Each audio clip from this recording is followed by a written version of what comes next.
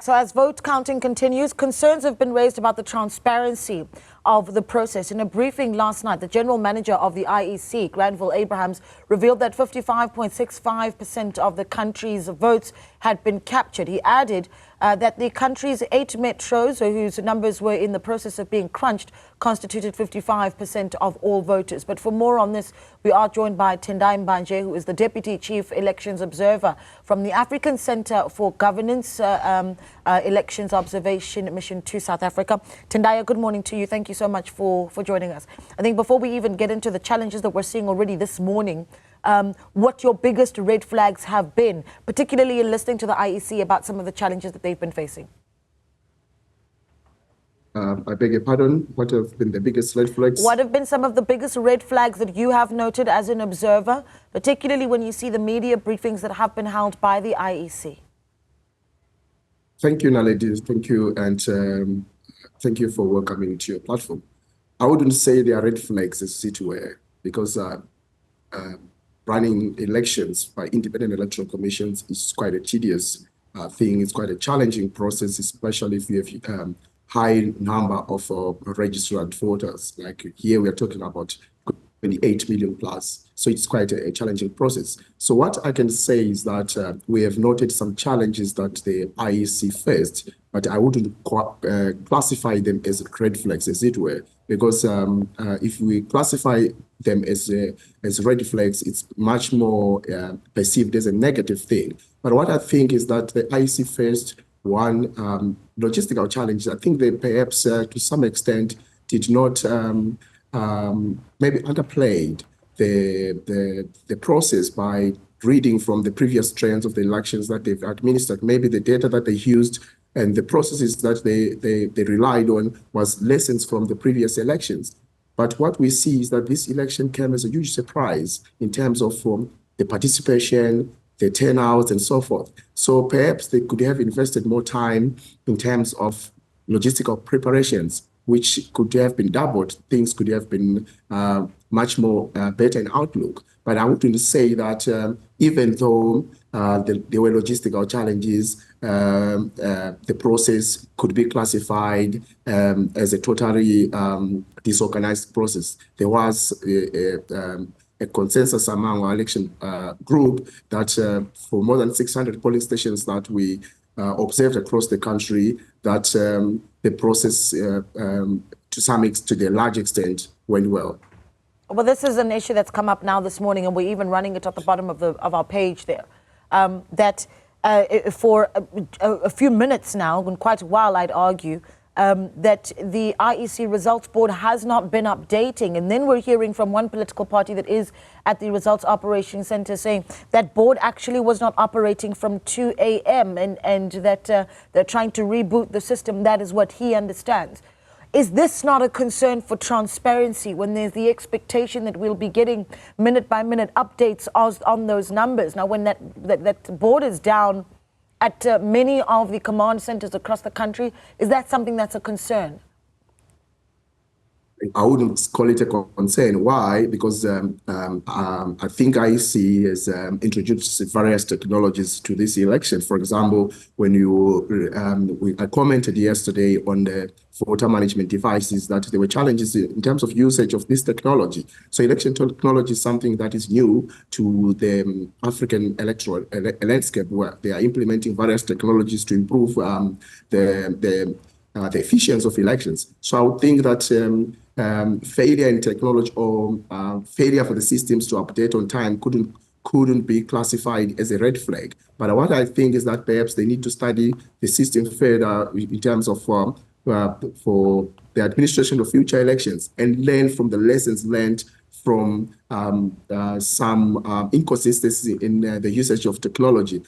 But at this stage, and from what we also observed across the country, there were heavy presence of party agents. The process was severely guarded. So I wouldn't think that the issue of technology right now could be an issue that we should worry about, because the process could easily reversible and could be traced in terms of the numbers. Yeah, unfortunately, Mr. Mbanje, though, the IEC in the previous elections, those being the local government elections of 2021, had an opportunity to see the capabilities of these voter management devices that were at the various voting stations. And in the run-up to this election, the IEC quite adamant about the fact that there is not going to be a breakdown of these systems because there is backup capacity if that does happen. But here we are once again. So as an observer, talk to me about the criteria that you used. At what point do you start saying that, well, perhaps these elections might be a concern where we're able to declare them free and fair? So generally, in the assessment of elections, the term free and fair is slowly being abandoned. We talk about the credibility of the process. Is there consensus among stakeholders participating into election that the process went well? Is there consensus among voters? Is there consensus among political parties? Is there consensus among observer groups that observed the process, that we can then perhaps come to a comprehensive assessment on how the election went? So I understand that the IEC had an opportunity learning from by-elections in the previous elections. But however, I would say that generally, when independent electoral commissions use technology, they rely with experts that they in terms of procurement of experts and technology and so forth. I would think that perhaps they need to review who they are working with in terms of assistant in these technologies and who is helping them to advance in these technologies. Because surely, if the process is repeated in the next election, they will be starting to have some doubts among stakeholders on the necessity of this technology or the usage of technology in promoting transparency. So I do think that it's too early for us to come with a solid position to say, actually, this technology had an impact to the credibility of elections. From where we stand as observers, I don't think that is the position as yet. Yeah, I must say I haven't heard that before, that observers are moving away from the term free and fair, but focusing on rather the word credibility. But I'm going to repeat that question because I think it's an important one. As an observer, what is the criteria that you use then to say that an election is credible? So what are the boxes that an election needs to be ticking?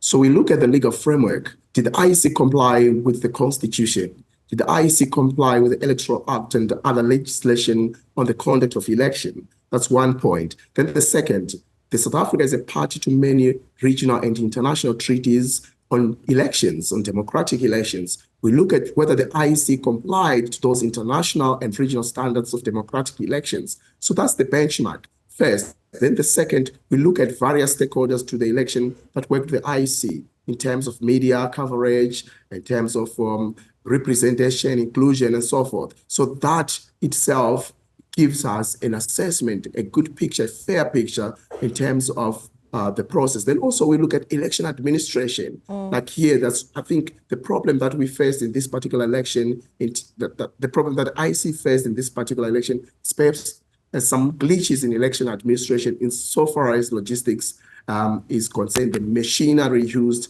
to facilitate the process. But in terms of the mechanism, the framework, I think it's still very solid in terms of our assessment.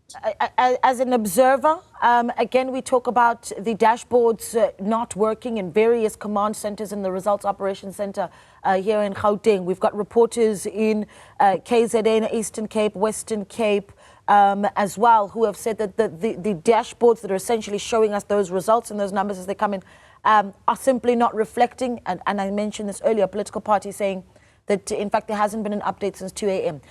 Is there a concern that where there is that gap in communication on the update on numbers, that there's an opportunity for interference?